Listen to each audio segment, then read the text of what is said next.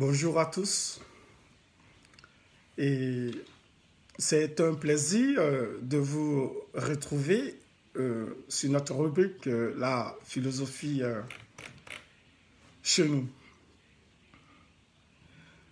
Et aujourd'hui, nous allons voir ensemble ce que c'est que la désobéissance civile. Qu'est-ce que la désobéissance civile?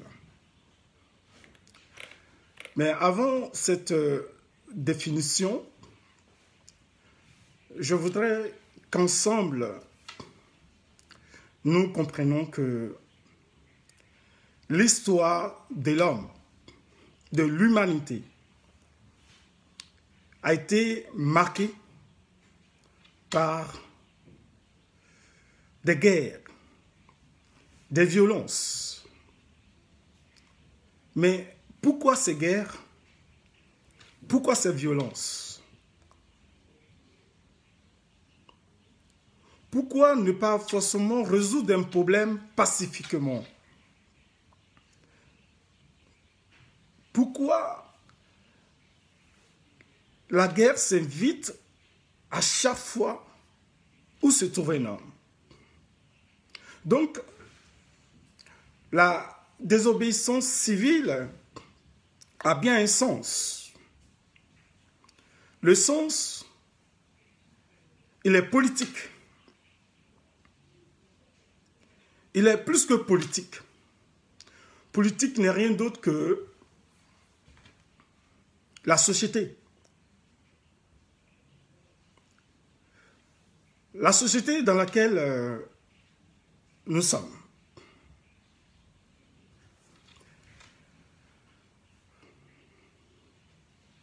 Le monde, le changement du monde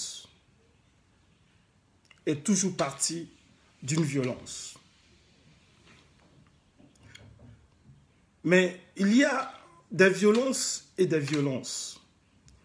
Il y a ce qu'on appelle la violence intelligente et la violence absurde ou barbare. Et dans le cadre de notre réflexion ce soir sur la désobéissance civile, nous savons que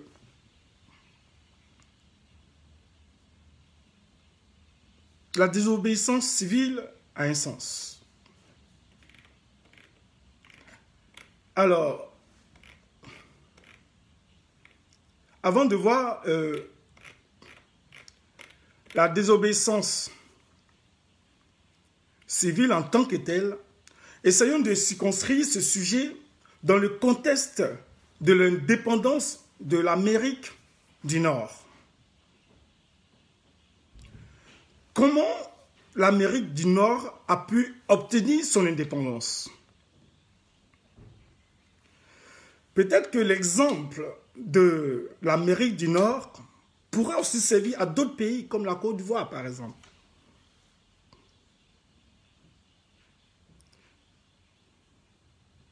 Alors, peut-être que l'exemple, je crois bien, de l'indépendance des États-Unis pourra nous aider à mieux comprendre ce qui se passe en Côte d'Ivoire et ce qui s'est passé dans plusieurs pays européens,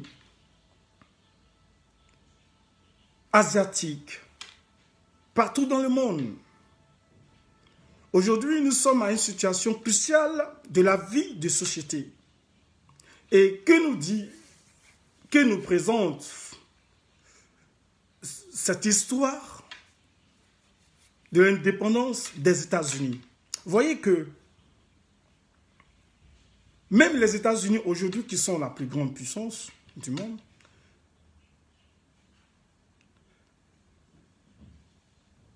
je vais dire, l'Amérique du Nord en question, qui n'est rien d'autre que les États-Unis, est aussi passée par la colonisation anglaise.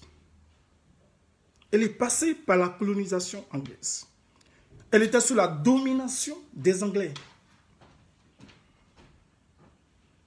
Mais à un moment donné, elle a commencé à réfléchir sur sa propre indépendance. Donc, parler déjà d'indépendance, ça veut dire quelque part, on est aliéné. Il y a un lien.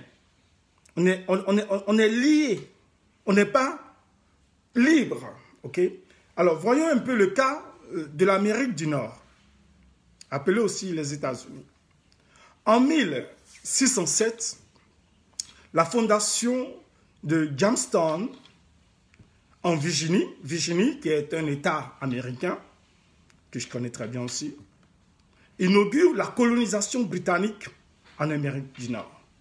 Donc déjà, vous voyez, en 1607, les Anglais inaugurent la colonisation britannique en Amérique du Nord. Autrement dit, l'Amérique était sous la domination, c'est-à-dire colonisée par les Anglais. En 1607. Vous voyez? Donc il n'y a pas que les pays africains qui ont connu la colonisation. Plusieurs pays comme les pays africains ont connu aussi la colonisation. Et ça, c'est important à noter. Et en 1619, les premiers Noirs arrivent en sol américain, débarqués d'un navire hollandais. Oui. Donc la colonisation des Américains commence en 1607. Et les Noirs arrivent pour la première fois en 1619 en Amérique. Donc, ils viennent pourquoi? C'est pour travailler dans les plantations de Virginie, l'État Virginie, aux côtés des serviteurs blancs venus d'Europe. Donc, les gens sont partis d'un continent européen pour aller coloniser sur notre continent américain. Et ont aussi, n'est-ce pas, débarqué des Noirs sur ce continent américain. Donc, vous voyez un peu la vie de l'homme. L'homme qui est privé de son indépendance, de sa liberté, qui est soumis à une vie d'esclavage, de colonisation, qui est sous la pression de l'homme, de notre homme. Vous voyez un peu le sens. Autrement dit, si vous êtes toujours colonisé, c'est que vous n'êtes pas libre. Vous dépendez d'une autre personne. Vous dépendez d'un maître. Vous voyez un peu le sens. Vous voyez un peu notre démarche. Donc, l'Amérique est aussi passée par là. Mais, que va-t-il se passer? Le 16 décembre 1773,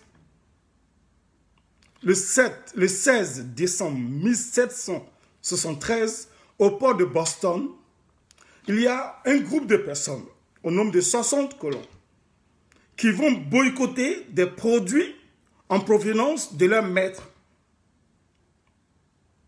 d'Angleterre.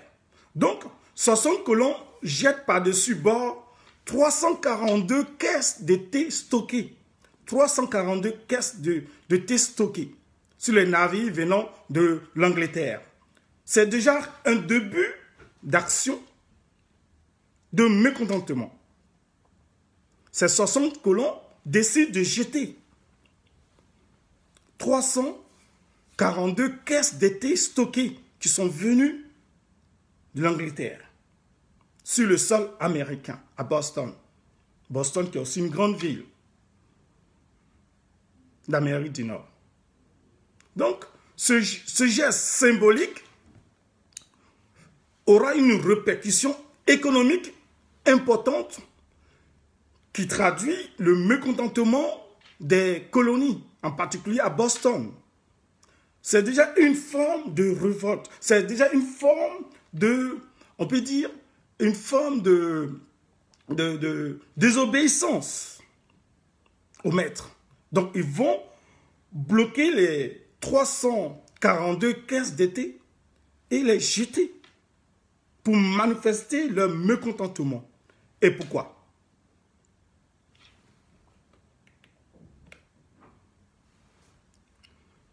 On nous dit que le Parlement à l'époque anglais était dominé par George III, qui a décidé d'augmenter les taxes commerciales pour les colonies. Vous voyez un peu? Augmenter les taxes, alors que le peuple a des problèmes. Donc on fait quoi? On décide d'augmenter les taxes. Et c'est l'augmentation des taxes qui va provoquer la colère du peuple. En d'autres termes, dans une désobéissance civile, on va le voir, hein, l'explication, on va définir ce que c'est qu'une définition, une désobéissance civile. Mais pour l'heure, je vous présente le décor du cas de l'Amérique. Comment aujourd'hui l'Amérique, les États-Unis est devenue plus ou moins, je veux dire, indépendant et pour être aujourd'hui à ce niveau. Voilà. Donc il y a un début de boycottement d'action. Et pourquoi? Donc, autrement dit, s'il y a une désobéissance civile, c'est qu'il y a un problème. Il y a un fait social qui attire la colère de l'autre. Il y a quelque chose. Nous allons voir par la suite.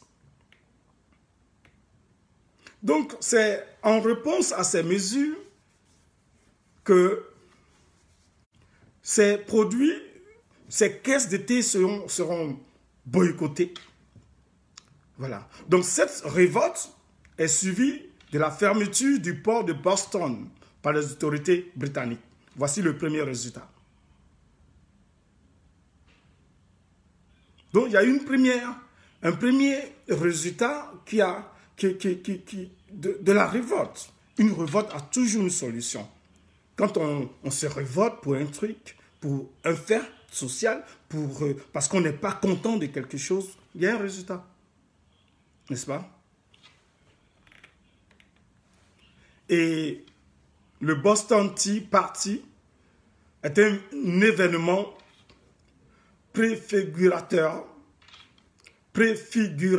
qui va jouer sur l'indépendance des États-Unis. Cette action posée va jouer sur tout le territoire américain, donnera l'envie aux autres de pouvoir se libérer. Donc on est parti d'une désobéissance civile. Et cette désobéissance civile a été menée de façon, on peut dire, générale. N'est-ce pas? Alors, revenons à la définition même de la désobéissance civile. Juste pour comprendre sur le plan littéraire ce que ça signifie. Je ne rentre pas dans le domaine juridique, ce n'est pas mon domaine de compétence. Je suis plus dans la philosophie, dans la philosophie politique et dans la sociologie. Et donc, je pars toujours d'un fait de société, car quand il y a un problème, le problème vient toujours de la société. C'est à partir de la société que ce problème se développe et peut toucher tous les aspects politiques, économiques, environnementaux, etc. Okay. Donc, là, qu'est-ce qu'une désobéissance civile? Suivons très bien cette analyse.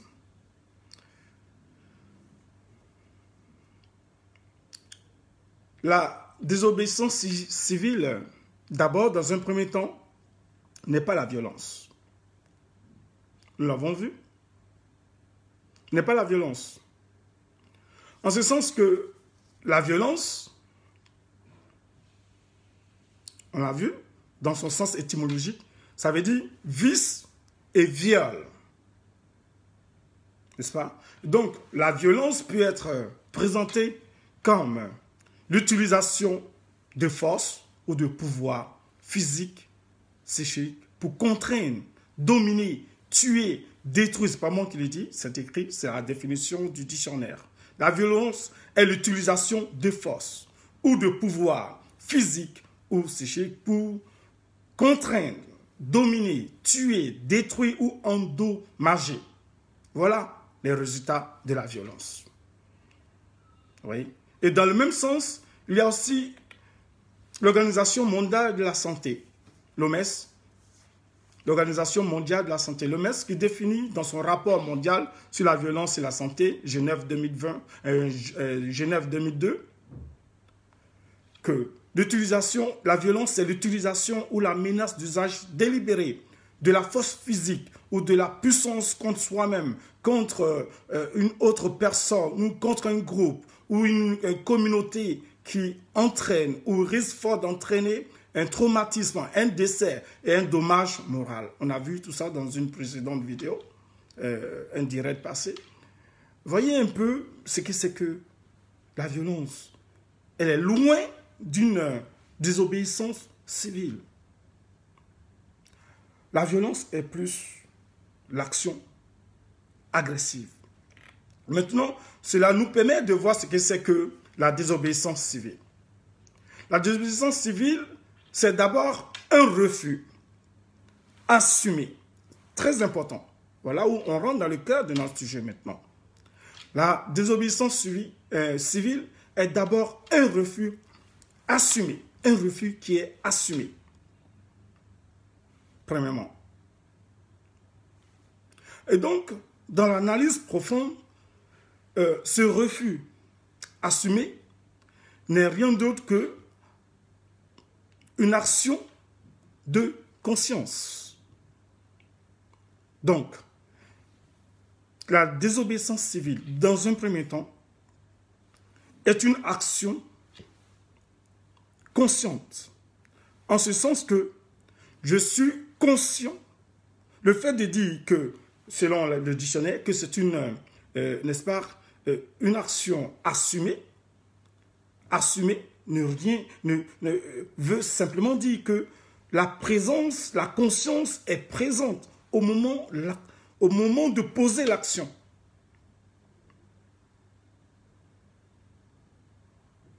Donc, c'est un refus assumé. Le fait d'assumer, c'est de dire que je reconnais et je suis conscient de mon action. Donc, il y a une action sur soi-même pour dire que je sais ce que j'ai fait. L'acte que je pose, je le sais. Donc, il y a une action consciente. Alors, mais l'action consciente n'est pas seulement action consciente. Elle est action consciente de quelque chose. Ce refus est assumé. Donc, il est conscient. Mais par rapport à quoi? Par rapport à un fait de société. Par rapport à une situation bien donnée. Donc, ce n'est pas un refus seulement de manifester ma désobéissance, mais un refus qui est conscient, mais aussi par rapport à un sujet. En d'autres termes, toute désobéissance civile part toujours d'un objet, d'un sujet de société. Le sujet peut être économique, il peut être politique, il peut être sociétal, il peut être tout ce qu'on veut. Mais il y a un objet, il y a quelque chose qui attire la désobéissance. On ne s'élève pas seulement pour boycotter, pour manifester son mécontentement. On parle de quelque chose. Donc il y a la conscience de l'action ou de l'objet qui mobilise mon action de désobéissance. J'assume, je suis conscient et je sais ce que j'ai fait.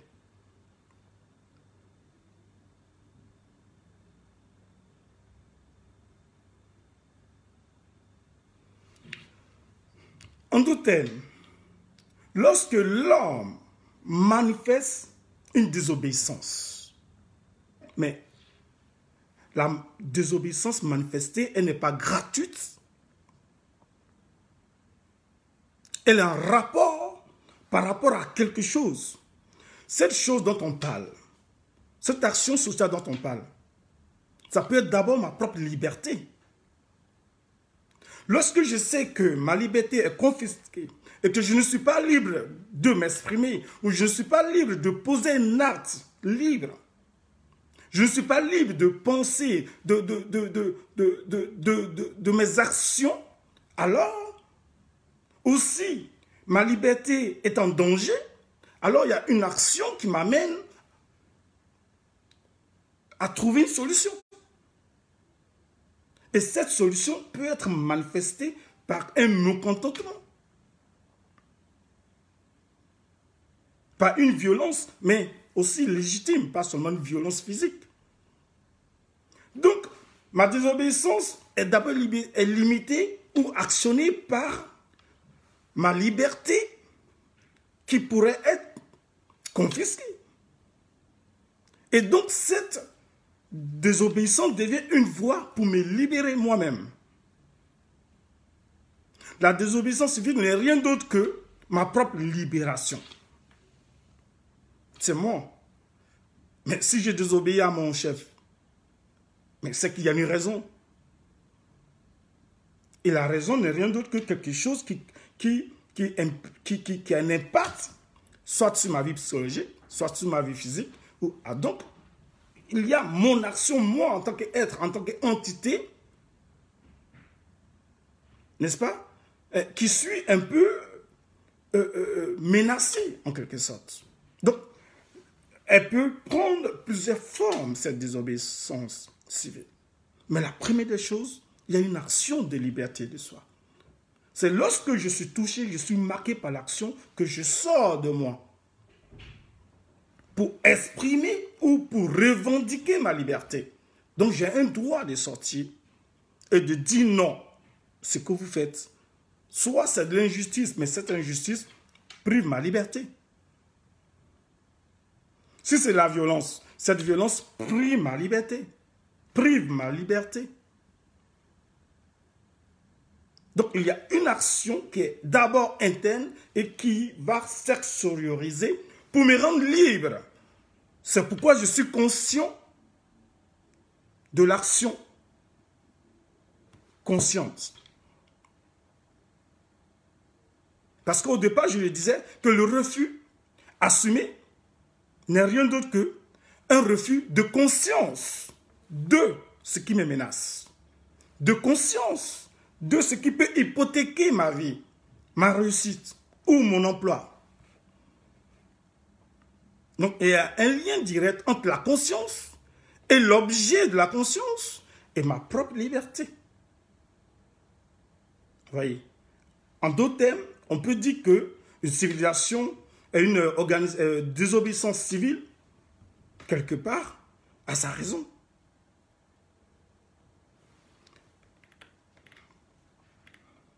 Mais elle n'est pas seulement désobéissance civile. Selon la définition, elle est quoi? C'est un refus, c'est le refus assumé et public. Public. Voici le deuxième point, public. Donc, il y a d'abord une action de conscience. Et l'objet qui motive cette désobéissance. Et deuxièmement, cette désobéissance civile, elle est publique. Donc, j'affiche publiquement, j'ai la conscience de l'objet. Et deuxièmement, cette action, elle est publique. Donc, vous voyez qu'il y a une double action de conscience de la chose. Premièrement, je suis conscient de l'action que je pose en assumant à partir de ma liberté. Et deuxièmement, cette action n'est pas seulement individuelle, elle est publique. Donc, si j'affiche publiquement ma désobéissance, donc il y a une double désobéissance ou une double prise de conscience de mon action posée. Vous comprenez?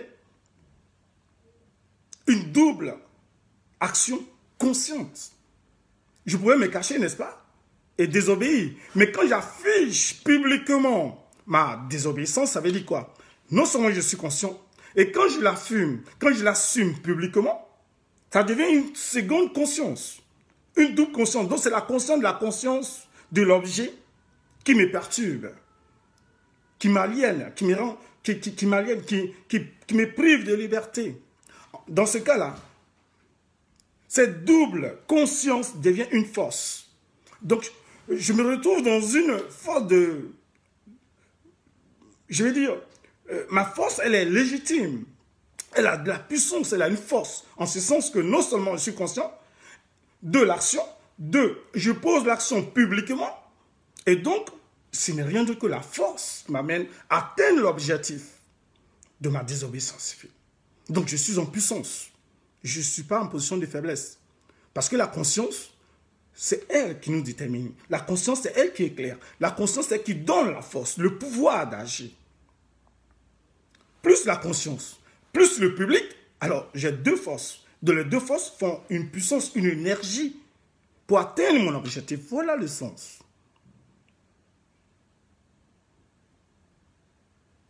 Donc la désobéissance civile, la plupart des pays qui ont acquis leur indépendance sont passés par là. Donc, à partir du moment où c'est une action consciente, c'est une action publique, je ne suis pas seul, mais le peuple, le public avec moi, ça constitue une autre force, trois forces. Alors, c'est possible que je puisse obtenir l'indépendance que je veux pour être libre. Voilà le sens. L'acte que nous posons en ce moment n'est pas contre un individu, mais contre, n'est-ce pas? On peut dire, c'est un acte pour libérer quelque chose, pour libérer l'individu, pour poser le fondement de ma vie.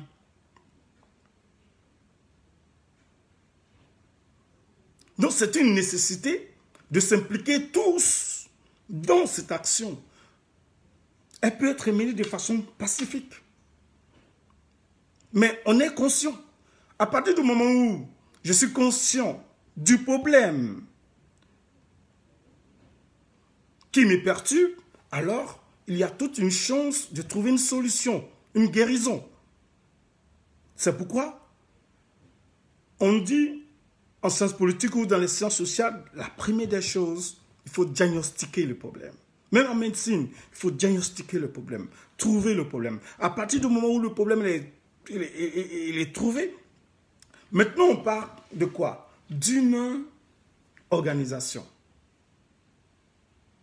Alors, à partir du moment où la désobéissance civile, elle est consciente, elle est publique, c'est un refus de se soumettre, n'est-ce pas?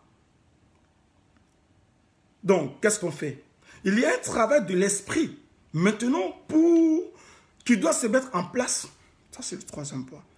Un travail de l'esprit qui doit se mettre en place pour atteindre l'objectif visé, pour atteindre le but de la désobéissance civile. La désobéissance civile ne s'arrête pas seulement au cours du chemin. Elle va jusqu'au bout de son action. Et l'action passe par quoi? Par l'esprit, le travail. Ce n'est pas le corps. Le corps, c'est la violence, c'est le physique, c'est ce qui... Voilà. Mais le travail de l'esprit, c'est encore la raison. Il faut maintenant mettre en place un projet. Le projet parle d'abord, il passe par un travail d'esprit. Et le travail d'esprit passe par quoi? Un travail méthodique. C'est pourquoi, en sciences politiques, vous allez voir que lorsqu'on revendique quelque chose, on ne revendique pas, on n'écoute pas un seul individu. On écoute une association. Lorsque vous vous organisez en association, en groupe, alors vous avez toutes les chances d'obtenir ce que vous voulez. Parce qu'il y a un bloc. Et le bloc, il fait une force. Individuellement, vous serez dispersés. Mais quand le bloc y est, il y a une possibilité d'aller jusqu'au bout. Ça fait partie de la méthode d'organisation, comme ça s'est passé en Côte d'Ivoire. Donc, si vous voyez l'organisation de tous les partis politiques qu'on appelle opposition, donc effectivement, c'est tout un bloc, c'est un mouvement. Et ce mouvement-là part d'une action intelligente. C'est pourquoi on dit que la violence, il y a ce qu'on appelle la violence intelligente. La violence intelligente, c'est une violence qui s'est organisée, qui sait ordonner ces choses à partir d'un plan, à partir d'une méthode. Et c'est à partir d'une méthode qu'on peut atteindre un objectif. Même lorsque vous avez un devoir à rédiger, vous ne rédigez pas le devoir dans tous les sens. Il y a une méthodologie à suivre. Il y a une introduction, il y a un développement, il y a une conclusion. Et dans l'introduction aussi, il y a aussi une démarche à suivre. On peut partir de l'idée générale, on peut partir après de la reformulation du sujet, on peut partir de la problématique, le problème du sujet, ensuite on fait un plan. Donc toute chose, il doit avoir un plan. C'est pourquoi, par moment, on parle de violence intelligente. La violence intelligente, elle est organisée. Donc la désobéissance civile a aussi une forme de violence intelligente. Cette violence, elle n'est pas là pour détruire, pour casser, pour faire n'importe quoi.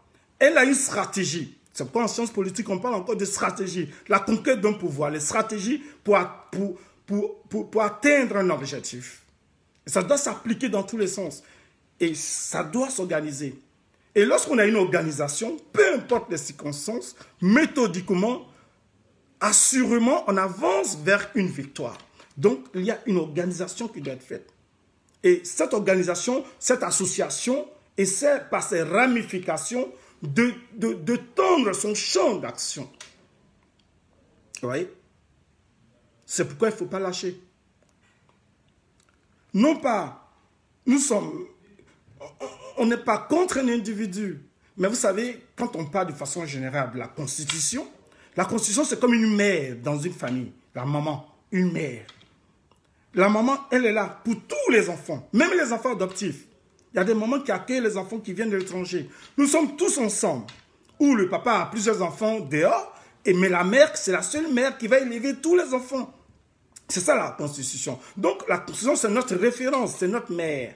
Mais imaginez-vous, dans la famille, si quelqu'un s'attaque à notre maman, à notre mère, que ferez-vous? C'est elle, la mère, là, qui garantit notre joie, notre paix à la maison, la vie de société et tout. Et parmi nous, il y a des enfants adoptifs, il y a tout le monde. Des enfants qui sont partis de partout. Mais on dit ça c'est notre mère. Et parmi nous, il y a un enfant qui touche à la mère. Que cet enfant soit légitime ou pas, on s'en fout. L'essentiel, on dit ce sont les enfants, nous sommes tous les mêmes. N'est-ce pas? Mais si un d'entre nous touche à la mère, oh, la mère, c'est elle qui tient le foyer. On ne touche pas à une mère. On ne touche pas à une mère, non.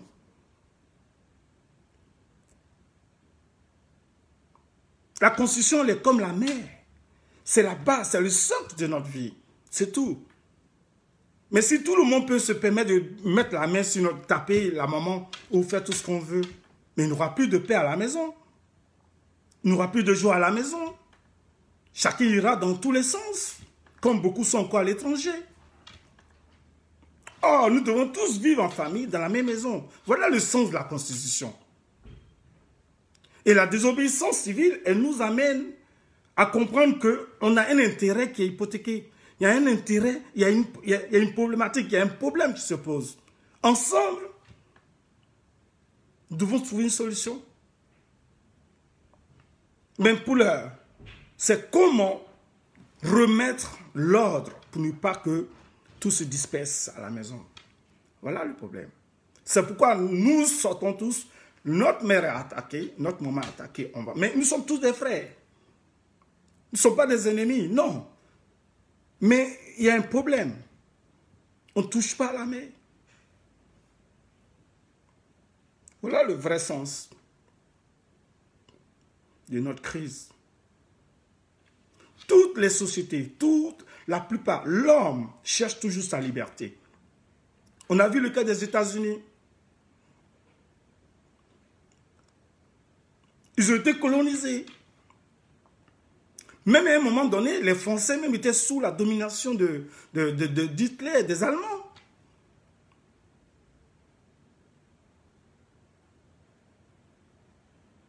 La violence a toujours fait partie de la vie de l'homme. Mais c'est nous qui devons arracher cette liberté. Donc, dans ce cas-là, tous ensemble, unanimement, nous cautionnons cette désobéissance civile pour résoudre un problème, pour solutionner un problème. Et après, on s'assoit pour discuter. Nous sommes tous les mêmes frères. Mais c'est un impératif. Notre liberté, notre joie, notre emploi, notre profession, notre vie, notre santé, tout passe par quoi? La mère, la Constitution. Imaginez-vous un pays sans Constitution ou bien une famille sans mère. Imaginez-vous. Une famille sans mère. Or, la messe, c'est la référence. Nous devons donc donner un vrai sens à notre désobéissance civile. Ce n'est pas de la violence physique ou gâchis, mais les biens, on va encore les utiliser. Ça appartient à l'État, ça nous appartient, c'est à nous. On n'a pas besoin de passer par là. Pacifiquement, on a vu Gandhi, qui ont résolu les problèmes. Martin Luther King, ce sont des analyses qu'on pourra plutôt, plusieurs, dans les jours à venir, exploiter. Pacifiquement, qui ont résolu le problème. Je ne dis pas que le peuple casse, non. Je ne dis pas que c'est le peuple qui sort, non. Mais je crois que c'est plutôt le contraire. Mais nous devons avoir en esprit cette désobéissance civile dans le sens de revendiquer quelque chose qui va dans le sens de la liberté de l'homme, dans le sens de la justice dans le pays, l'égalité dans le pays. Voilà le sens qu'il faut donner à cette désobéissance civile. Donc, on peut utiliser tous les moyens possibles pour atteindre cette liberté qu'on recherche, cette justice qu'on recherche, l'égalité qu'on recherche, l'amour qu'on recherche, la réconciliation qu'on recherche, la paix qu'on recherche dans le pays. Voilà le sens de la désobéissance civile. On peut utiliser tous les moyens, mais de façon pacifique. Donc, nous sommes sur le bon chemin. Nous sommes tous les mêmes enfants, les mêmes frères. Donnons-nous un plan d'action. Donnons-nous un objectif à atteindre.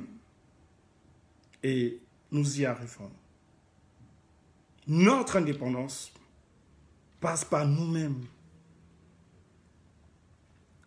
Tous les autres pays l'ont fait. Nous aussi. Inscrivons-nous dans cette mouvance. Mais pacifiquement. On peut... Je sais qu'il y a des experts qui font du bon travail déjà.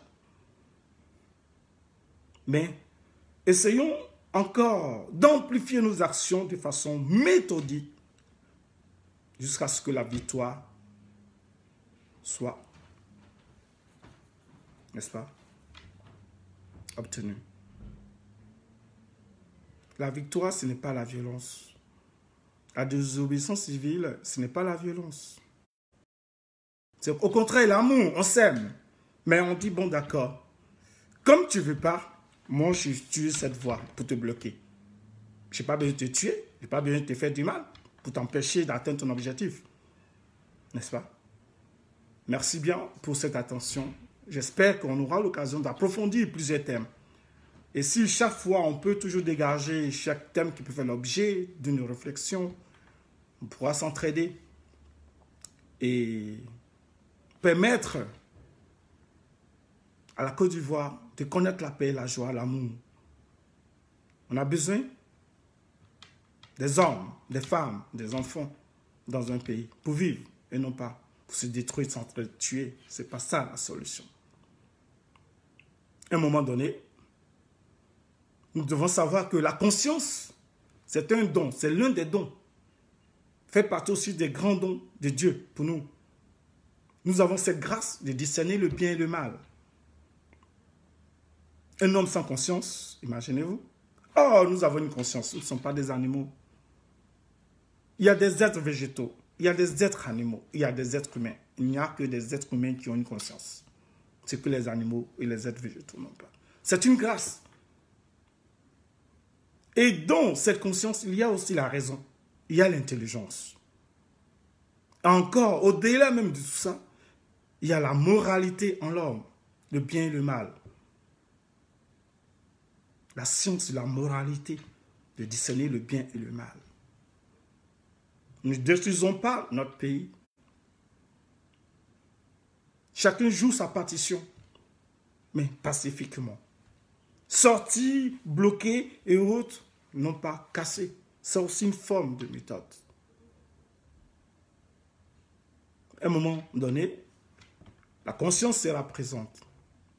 Elle sera dite. Merci pour cette attention et à très bientôt. Au revoir.